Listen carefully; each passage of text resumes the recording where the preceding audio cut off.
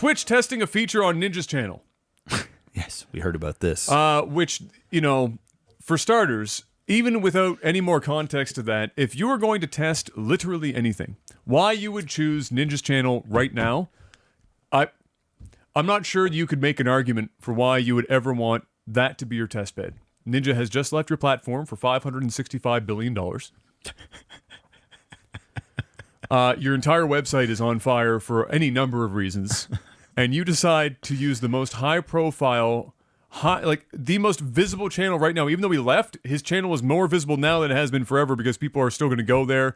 Oh, is his checkmark gone? Blah, blah, blah. There's all sorts of controversy about his checkmark being gone like immediately as if it was going to stick around for a while or some shit. But people are interested in Ninja right now. And you go and you test this on his channel. And the thing that they were testing was a feature where when the streamer ends, it's not the end screen that you see that, you pay somebody $600 to put together for you. It is a Twitch curated list of recommended channels, kind of like YouTube does at the end of YouTube videos, as a method of keeping people on the website instead of going somewhere else once the stream ends. And so, but the thing is, you have no control over it as a streamer. No. Zero input whatsoever. And so when they tested it on Ninja's channel, the thing that I think Twitch forgot was they have a bot problem, and they have a Russian porn problem, and they have a Russian hacking bot porn problem. And so at the time, there was for like a number of hours, I think it was 1 or 2 hours, they had there was porn running in front of like 9,000 or thousands of people, like some epic amount of people. It was a lot. I saw it. For no short period of time before anything was done. And so it got pushed to the top, recommended. So on Ninja's channel, which he had no input on, where most of his viewers are kids, the #1 recommended stream was some hardcore Russian porn. Under Ninja's name, too. Under his name, his branding is everywhere, and he had no say. That's going to be yikes for me, dog. That's a big yikes. Yeah, bro. Yeah, I mean, like, so again, and the beauty. You know what the beauty of this is? Seriously, is that it immediately shows the horrific fault in whatever the hell this concept is. Straight up, I should see all the Nova Yikes faces. It immediately shows the flaw. The flaw being that it is technically your branding everywhere. Yes. And even in your absence, that channel is essentially all of your branding, and it's you as a product. And so it's showing the distinct line between where Twitch needs to be understanding culturally, where does the point stop where the streamer has control over the channel, and Twitch. Because for Ninja right now, first of all, if I was Ninja, I would be suing. Oh, so fucking hard. Honestly, now, I think there probably are suing. I would put these guys into the godforsaken dirt. So, and it wouldn't even be hard. No, well, the money that he made the money that he just made from fucking Mixer, he could probably double it right now. Yeah. From the amount of brand damage. Well, the thing, dunk him. And the thing is there's a chance that he is, because the reason why I say that is his wife's been publicly coming out and saying some really like either passive aggressive things or just straight up like disdain. Why wouldn't creating you? a shitstorm for the community to also like boil it up. Getting ready for it. And I wouldn't be surprised, or at the very least, it puts Ninja in a position to play the victim, and he is by. He is the victim. But I mean to really play up on it, right? It's it's the perfect storm, because he didn't say anything bad about Twitch when he left. No. He was very professional. Absolutely. He didn't say anything. Dude, let's be real. When he left and then Twitch put on the page for recommended channels, it's like, hey, I know you're looking for Ninja, but here are some other people. Yeah. That's a fuck you. I don't of care. Course it is. I don't care about. They can say it's testing. They may have actually been having this implemented and thinking about implementing They it. definitely didn't put porn on there intentionally. No, oh hell no. But no, that was a that mistake. feature? That was out of their control. Well, I shouldn't say they. couple hours has probably had that under control. Yes, but you know what? That they didn't purposely, obviously, do that by any means. But putting that feature there, they did that as a fuck you and to combat what Ninja's bringing people over. Like Ninja could have literally when the stream is off on that page, the blank page, he could have put mixer.com/ninja.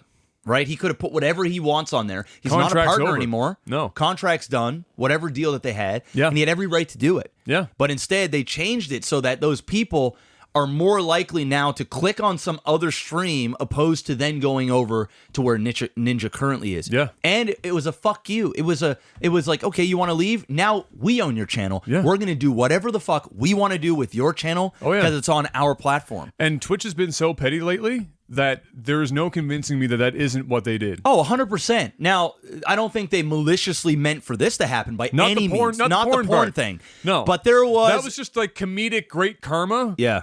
In like everything that's been happening at Twitch, for it to come to this point is so succinct. It is such a distillation of everything that is fuck at Twitch right now. It has been put through the coffee filter and distilled into a beautiful brew that you enjoy in the morning and go, tastes like bullshit. That's Twitch right now. They can't catch a fucking break, and it's for no other reason than their own fault. This is a company that seems to be working in a place where every fucking employee is essentially in a silo somehow, and then nobody talks to anyone, and nothing gets done collectively. A lot of people came public about, and you know what? Kudos to Emmett for saying something, but at the same time, he also opened up. It was a non-apology. Yeah, it was like he admitted that what happened was wrong. I'm gonna read that tweet right now. All right, I got you. Okay, I linked it for this exact purpose. We got this. Here we go. It's coming from Emmett. If you don't know who Emmett is the CEO of Twitch. Emmett, I'm gonna be real with you, bro. You're like a fucking lost sheep right now. You're just out here doing whatever. This is the most I need to get social media clout fallback that I've seen in a long time. There's literally no reason for this tweet. Like, you go to Ninja, you deal with it behind closed doors, and at best, the tweet comes out and says, we discussed this with Ninja, we handled it behind the scenes, this was obviously not what we wanted to have happen, done. You don't wrap it in this shit. Our community comes to Twitch looking for live content. To help ensure they find great live channels, we've been experimenting with showing recommended content across Twitch, including on streamers' pages that are offline. This helps all streamers as it creates... That's bullshit. This helps all streamers as it creates new community connections. However, the lewd content that appeared on @Ninja's offline channel grossly violates our terms of service, and we permanently suspended the account in question. We have also suspended these recommendations while we investigate how this content came to be promoted. On a more personal note, I apologize. Want to apologize directly to Ninja that this happened. It wasn't our intent, but it should not have happened. No excuses. So I can agree with him, though. They obviously didn't mean for that to happen, like the way that it did. But this is a kind of apology wrapped in a also trying to make this feature sound beneficial to everyone at the same time. I think they're onto something with this. All right, I have one method as to how I would ever be okay with it, but continue. Yeah, so I like where they're going with this. Mm-hmm. I like this feature, whether it was one that they were already implementing or one that they just thought of when Ninja left and hey, we might actually be able to implement this through the whole site. And if people aren't going to complain about it, well, this is the biggest channel to test it on. That's pretty much Twitch's MO is let's come up with a really bad idea that's really good for us. And if people bitch about it enough, we'll dial it back a bit. Well, here's the thing. People actually weren't bitching about that until that happened. Well, because it was the only channel that was on. Yes, but the biggest channel, arguably for that week, you know what I mean? Because of how much shit was going on. But then people talked about the implications of that feature site if it were to go site-wide as it was on Ninja's channel. Yes, so if it goes site-wide, in its current state, it's dog shit. Yeah. Unequivocally. Absolutely. Objectively bad. It's obviously not going to happen now. Yeah. Not after all this went down. There's just no way. Yeah. Okay. One could hope. Especially with how competitive right now Mixer is, and not, I don't mean competitive as in like close, but where everybody, so people are on like edge. Stuff is on fire already. Yeah, You're just pouring gasoline at this point. That's not going to happen. Yeah. But what would be a cool feature if they met halfway? Okay. And if Emmett's listening, or anybody at Twitch, Probably not. But if anybody we'll just throw this into the ethos. Sure. Okay. Have the same thing, but have the ability for the streamer to turn it off and turn it on. So it's something you click on in behind the scenes. So either you're going to have that static page, or you can opt into it or opt out. But instead of it being at random, you get to choose 4 or 5 other streamers that are on a list. And if they're live streaming when you're off, these are recommended channels for you to watch. And you have full, just like a host or a raid, hey, Maximus Black isn't currently streaming. Yeah. But here are some of Maximus Black's favorite other streamers that he can recommend to you. Absolutely. And then the people that are on that channel can go there or not go there. That is a great feature. Yes. And that should be one that gives the streamer full control of their channel, but also keeps people on the site to help out with what Twitch is obviously trying to do, especially if there becomes more competition, say, with Mixer. It's no different than what Netflix is doing against Disney, against Amazon, against whatever. It's all about getting the shows on there, keeping people on your platform as long as possible. Yeah, you don't want them to leave, yeah. Don't want them to leave. So and then not only that, if I have a viewer that tunes into me and I'm personally recommending a channel, they're far more likely to go check out my recommendation than a Twitch rando recommendation. You know what I mean? And that's exactly the method that I was going to say. It's the only way that I'd be okay with it. I don't think you're going to see it be opt in or opt out. I think this is a feature that's just going to exist, and we're either going to get what you just described, where we get to choose, and if you don't choose enough people, or if none of the people that you choose are live, it will be auto-populated. But it's risky when you've got channels that we saw with Ninja, right? And then you're mixing a brand, you're mixing brands. Like, imagine like Ninja with Red Bull, and whatever how big that deal is. Next thing you know, Ninja's gotta go publicly and apologize for this, or go to Red Bull and explain to Red Bull that this wasn't his doing, or trying to figure that out. I just find if it's at random like that, and there's a chance that you're recommending channels that are not in line with what you do, then that could become a bit of a problem, so to speak, right? Yes, well, exactly, and that's why it was so perfect that it happened with Twitch, with Ninja's channel right off the bat. Yeah. It was a perfect example of why that was a terrible idea, and it happened immediately. So, but do I think that's going to stop them from still trying to go that path? No, of course not, because Twitch isn't really interested.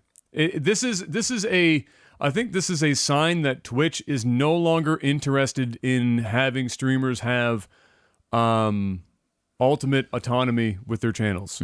I think this is Twitch's showing us that Twitch is more interested now in them owning the channels, and we're just along for the ride, and we get to put our shit up on a board, and then anything else that happens there, you're just there because you're not paying for the service. So we're just going to do whatever we want to make the site the most amount of money that we can. And you know what? That's fine, as long as there's contracts signed about that, and those things are known. Yeah. As long as the person that is signing up to the platform knows that, hey, you know what?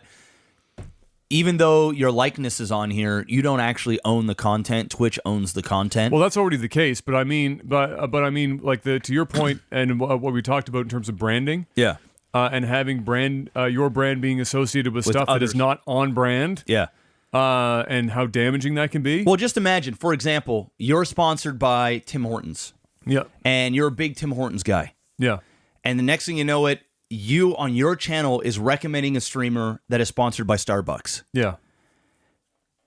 That's a problem. It's counterproductive to your sponsorship. That is a problem. Yeah. And I don't think a sponsor would like it if your channel, the one that they're paying monthly or yearly or whatever, they're paying you to advertise, but then out of your control, you are indirectly advertising their competitors when you have no say in the matter. You know what I mean? Yeah. That's a bit of a... Now, obviously, for smaller streamers and stuff, it's not... Twitch doesn't care about that. All the recommended channels are going to be fucking... They're big. They're monster channels. They're big dogs, yeah. Don't expect Twitch to go out on a limb and start recommending like fucking like small streams. They're going to be recommending the same ones that, for the most part, you get in your recommended feed as it stands right now. And then they have like a totally different section, blocked out for discovering smaller channels. But the ones that you see first and the ones that are always up front are the bigger streams. That's just by nature of the beast. It's what they're going to do. It's what YouTube does. It's what everyone's going to do because they file you in there, and there's a better chance that they're going to make money off of you if you're in one of those situations. So I think the most intriguing part about all of this is that whole concept of Twitch showing that they seemingly are erring towards the side of them wanting to have ultimate control over the channel and giving less autonomy to the streamer, and what that's going to mean for branding in the future. Does this mean that only high-end contracts with major sponsorships attached to them have autonomy over their channels where they can choose whether or not that stuff is turned on? If you're a smaller channel, maybe that means that you just don't have it. Are we going to get another tier of partnership where you have more autonomy over your channel versus like an affiliate into a partner a super partner? I think that'd be cool if you're a non-partner, then they can do that. Yeah. Because you don't have a deal with them. If you're an affiliate, then to help out other affiliates grow, then you have recommended for other affiliate channels. And then if you're a big partner, if you're a partner, you have the option to opt in and opt out. I think that I think what Twitch is trying to do is a great idea. Not only will it work well for Twitch to keep people engaged and on the platform. The site, listen, I can't knock them for that. Even the way that they implemented it, how you said it earlier, they just jump right in and whoops, or we're the saviors. We thought of something great or whatever. They go in the deep end. They follow the rule of it is easier to fuck up and apologize and ask later for forgiveness than it is to ask for permission. Front. You're going to get less every single time. Exactly, and you know what? That's fine. Yeah. It's unfortunate that the porn thing happened. I think it's perfect because it actually gives them a check immediately. Yes, yeah, that is true. Yeah, but it's unfortunate for the people that saw it, Ninja and all that other stuff, exactly, right? Yeah. I hope Ninja. Honestly, I think it'd be a power play if Ninja didn't sue them or didn't make a big deal, and just took the high road and said, it was a mistake. It was a bit petty. He even said it on Twitter. It was a bit. It was his video. Yeah. It was a bit petty. Like he knew what they were doing. Yeah. They were taking jabs, and it is what it is. Twitch is a younger, hip type thing. It isn't. It isn't traditional. They want to be hip. You know what I'm saying, bro? Yeah. Man, you got a fucking. Your boner is my fucking respect. My respect for Twitch. I appreciate that they give me a platform to make a living on. But that doesn't mean that I'm not going to grill them for their shit. I know. There has literally been, I can't remember the last time that this company made a decision that made literally any fucking sense. The Twitch Prime thing, where they were given in the September stuff or the September, that was a good thing. That was dope. Yeah, except the whole idea was that it was going to shift people into it was shifting the culture into something that makes Twitch more money. Yes. And ultimately actually lowers our income. Yes. But it was you get a spike for a month. Yeah. Whoop-de-doo, Basil. You get a better payday for a month, and then it fucking tanks. Drops. Yeah, it did drop. And you're right back to normal. Yeah. I mean, it's everything Twitch has done has been, and we talked about it in the past, is we look at tips is 50% or more of income for the vast majority of streamers. Yes. Until you're into the upper echelon with major sponsorships. Yes. And Twitch is we need to find a way into that revenue stream. Yeah. And so gift subs and bits and I can tell you definitively all of these were all moves to get into that. The gifting of subs has drastically dropped donations. Huge. Like, I mean, Huge, because people just drop bombs of sub of gifts. sub gifts instead of direct money. And you ultimately, they're spending literally twice as much money for most people yeah, to get the same amount of money to the streamer. So instead of giving them $100 outright, yeah, the streamer, in most cases under the partnership contract, is going to get 50, yeah, and they've spent 100 yeah, to get 50. yeah, Twitch knows that. yeah. So it's. I know, I know. And this is just like yeah, cherry on the fucking top, right? I know you're already. I'm on already edge. there. You're already on edge. Yeah. All right. But I like the idea of where they're going with it. I think it makes sense for Twitch. I think it makes sense for the streamer as long as we have control.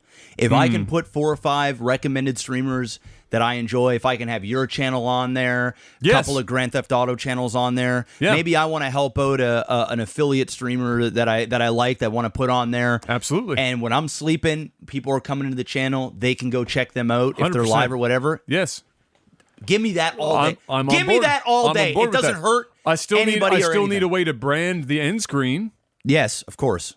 So I need a combo of those recommended channels plus a branded end screen. Yep. Because that's actually a relatively fucking important part of the Twitch channel. People show up there. It's a great way to redirect them somewhere or inform them of scheduling or anything else or social media. Like we're playing the same game as a personality as Twitch is trying to keep people on their site. Mm-hmm. We're trying to get people involved as much as possible in our brand, and any eyeball at any point in time, whether you're online or offline, is valuable. And having that offline screen be stuff with your social media or where to find you or join the Discord or here's my merch or wherever the fuck or this is my schedule, that's super important. And to just say fuck all of that and fill it up with Russian porn, this is a hard pass. Okay. It's a hard fucking pass. Or fill it up with like cat eating Olympics. Yeah. Also, hard pass. You know? I feel you. Let's see who can get up the stairs drunk with a walker faster.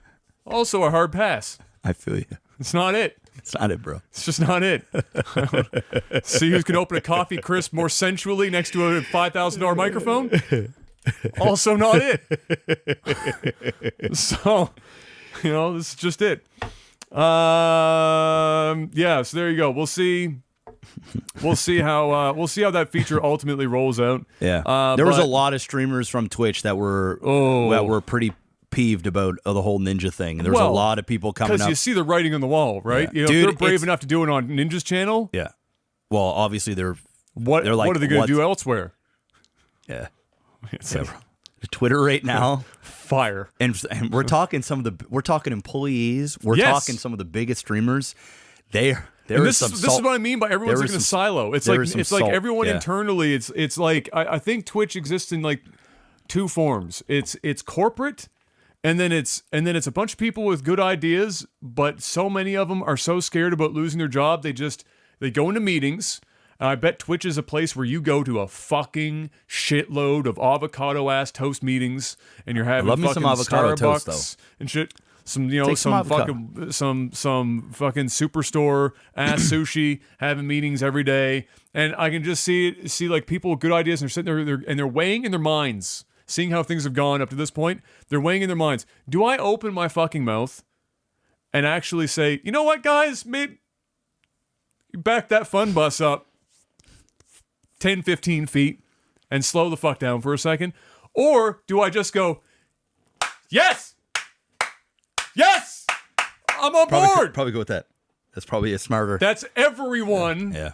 Or it's an echo chamber where somebody says, one person walks in, drops an idea, and everyone's just like, do that. Well, also, if it fails, that person's getting blamed. Apparently, it hasn't stopped them yet. Apparently, it hasn't stopped it's them like yet. that. It's like that at many corporate, companies too. Like, you know what I mean? Like, well, it is, but like it was like as soon as the Amazon buyout happened, it's like the frequency of this happening has just fucking skyrocketed. And we know why, because they lost their most intelligent people pretty much right off the bat. You got Gun Run just putting these guys on blast. I fucking love Gun Run so much, bro. Oh, hey, after he got out of there, this dude, that guy is so smart, it scares me. It actually fucks me up. He's a goddamn genius. He's a genius, bro.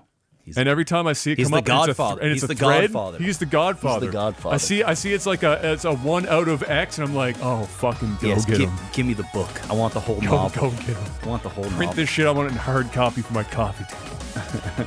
This shit's fire.